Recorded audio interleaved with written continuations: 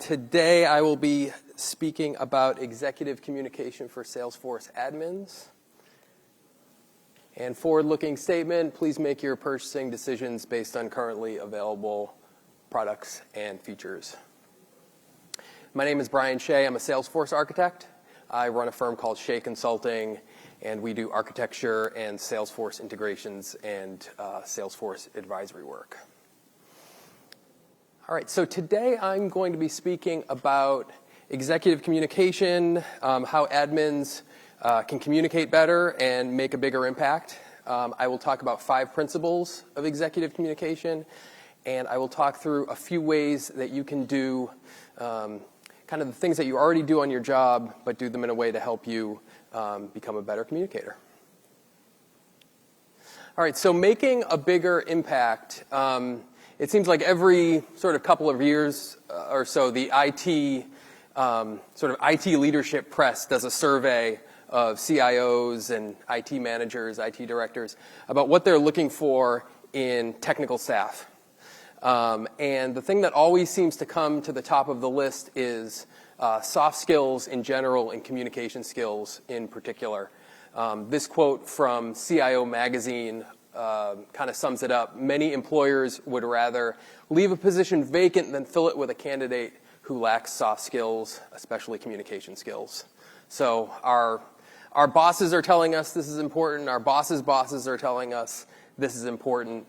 And when we're talking about executive communication, there's a number of different kind of benefits of doing this well. Number one, it enables you to advocate for yourself and your team. Helps you to make the business case for positive change. And practically speaking, it helps you obtain budget for the projects that you want to work. And I'll say, too, like I work with a lot of organizations as a consultant, and I see a lot of admins, many of whom are doing awesome work, great technical chops, delivering great projects. But a lot of times I see frustration where they're not having the impact that they want to have. And I'll say in those situations, almost universally, like the ability to present, particularly at like an executive level, is something that really holds them back in terms of having the impact that they want to have at their organization. So really important stuff. Today I'll be talking about a few different things, not just sort of presentation skills in terms of standing up and having a deck and talking to the room.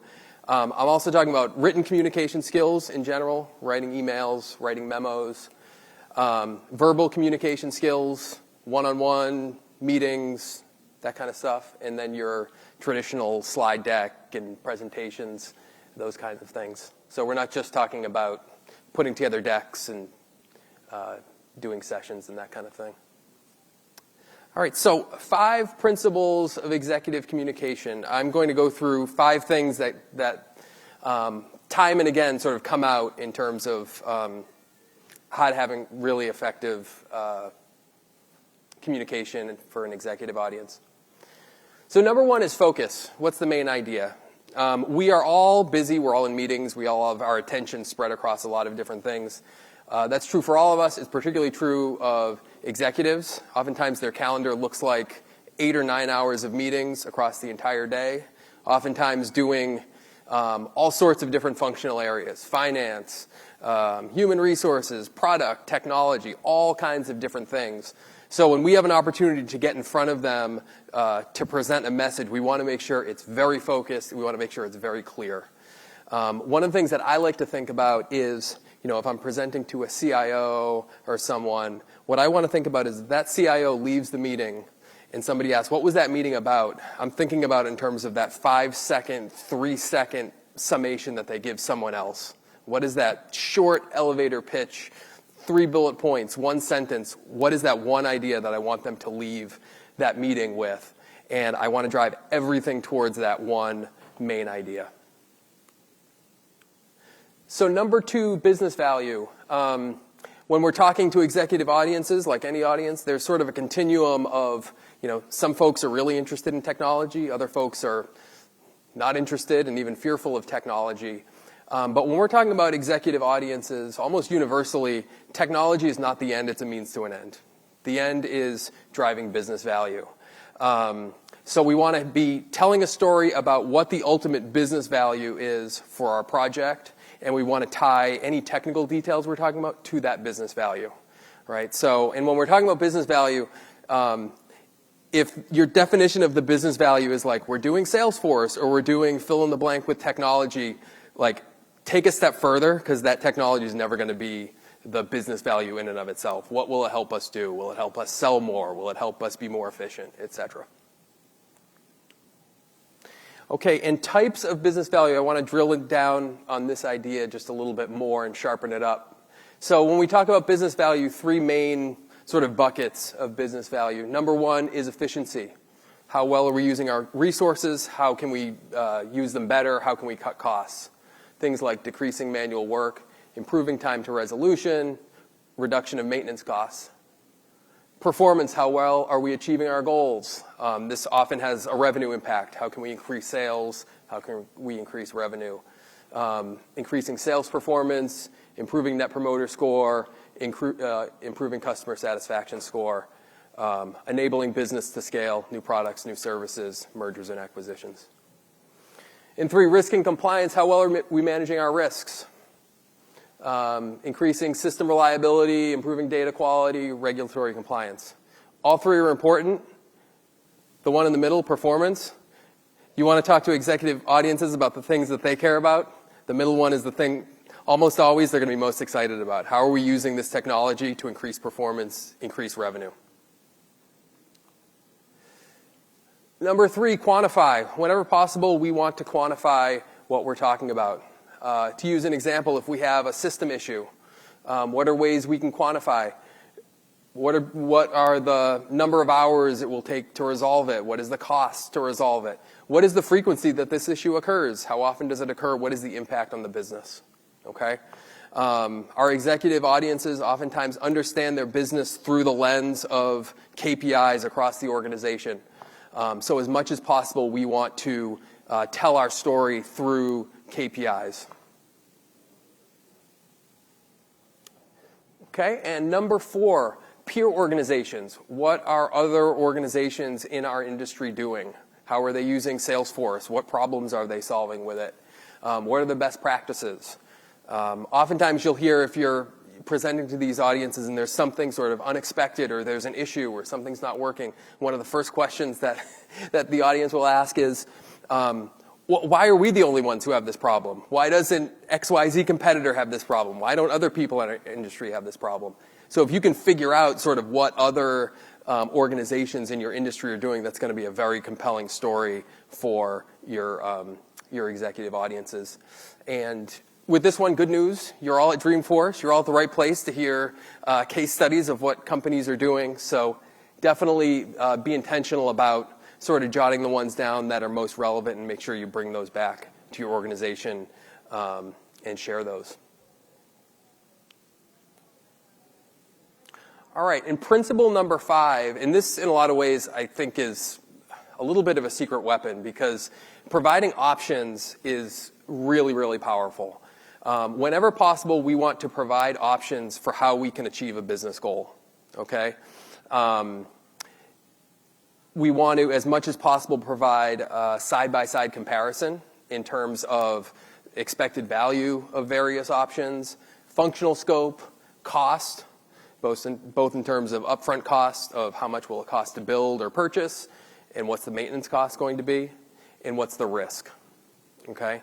And this one is so important because as technology professionals, our goal isn't to green light what projects should be approved. It's to provide options and best practices to the business so the business can figure out what do we want to invest in. So when we're providing options, we're really playing the role that we're supposed to be playing. Not dictating what should be done, not dictating solutions, but enabling the business to decide what they want to do. This has the added benefit of really enabling shared accountability for projects, where you go into a project, the business has really an informed way bought into it and approved it, and you have provided options on it, you really have much more shared accountability than if you go into a project and you, as the technology team, have said, this is what we're going to do, this is the one way to do it, this is the only way to do it. As that project goes on, you're going to have a lot more shared accountability between technology and the business.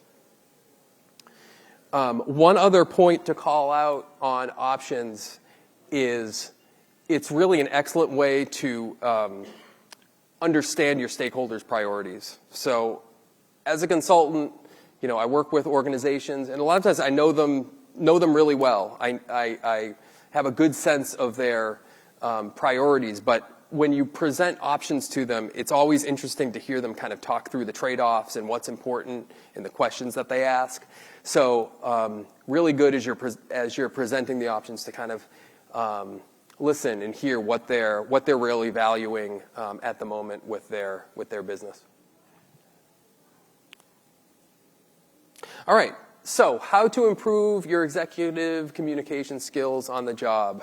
As I mentioned, we're all busy. We do not have time to be like pausing and just building a new skill set or improving an existing skill set. So how can we use the stuff that we're already doing on our day jobs to get better at this? So number one, learn by doing.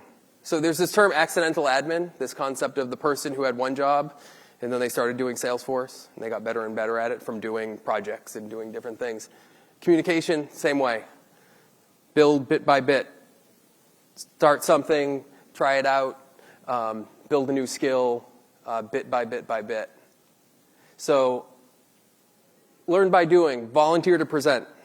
It may be something small, it may be something big, but if you have an opportunity to present, particularly if you're a little bit uncomfortable with it, definitely something you want to take advantage of. Set micro goals for yourself. This is a big one. So if you are totally fearful about speaking in front of an audience, don't go from I'm petrified of speaking to I'm going to try to do the keynote at the biggest event of the year. Maybe step one is asking a question at a meeting or taking a small piece of a presentation with a bigger team. But get out of your comfort zone and make one micro step and take action. And number three, focus on writing great emails. We all, for better or worse, need to write a lot of email. There's a lot of poorly written and poorly worded and unclear emails out there. It's a great opportunity to kind of practice those 5 principles that I talked about in terms of writing all the email that you need to write. Number 2, evaluate your work. We're all on Zoom, again, for better or worse. Record your presentations. Rewatch them later on. See what you did well, what you would want to improve on in the future. Reread your emails a few days later. Does it make sense what you were trying to write? Do you understand what you were trying to write? Sometimes I go back and I'm like, wow, 2 days later I don't know what my point was. And track your progress over time. It can be fun when you're working on a new skill to look back 6 months ago and say, wow, that presentation I did 6 months ago was kind of sort of okay, but now look at how much better I am. Look at how much I've grown. Ask for feedback. It's not easy to ask for feedback. It's not easy to receive feedback, but it's a really great way to get some sort of objective input on how you're doing. Important to get feedback from somebody you trust. That could be your boss, or maybe it's not your boss. Maybe it's somebody else. But ask for feedback from somebody who you trust, and also somebody who's actually good at communicating themselves. Don't get feedback from somebody who's not.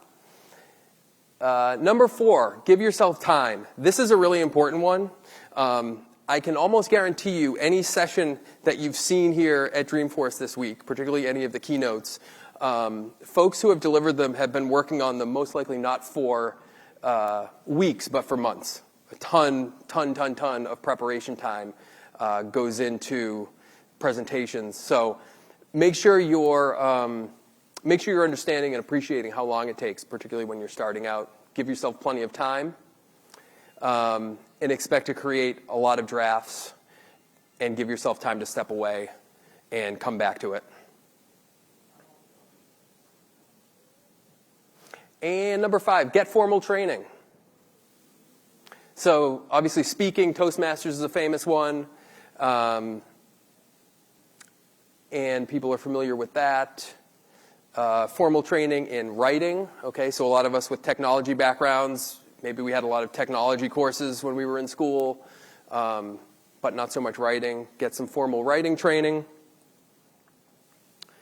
And oftentimes organizations, companies have a ton of resources, learning and development resources they've already purchased to improve communication skills. So talk with the training and development group at your organization and see if they've already purchased training or training content in this area. All right. And so if there's one idea that I want everybody to walk away from is just like when you learned Salesforce skills and you started from not knowing them and you built up and you built up and you built up, communication is the same way. Like a lot of times you hear people say, I'm not a good communicator. I'm not a good presenter. It's a skill like any other skill. It's a skill like your Salesforce skill. So if you want to improve, practice. And on that note, an action item for today, set one micro goal for yourself that you can kind of commit to today to improve. So volunteer to present or to write an executive summary coming up. Ask a question at the next stakeholder meeting, or request feedback from your boss or someone else you trust. Set one micro goal for yourself that you commit to doing by mid-October, October 15th, and stick to it and start the path to growth in this area. You can download the slides here. This is on the Trailblazer community, so you can download the slides. You can also ask a question. You can ask a question on the community. I'm also going to have a couple minutes, so you can ask questions in 1 second. But before you do ask any questions, coffee on us. Would love it if you could fill out this survey if you have a chance. As I mentioned, feedback is very valuable. Love to get feedback, so would love it if you could do that. Thank you very much. And before we break, we got a couple minutes. Does anyone have questions that they would like to ask?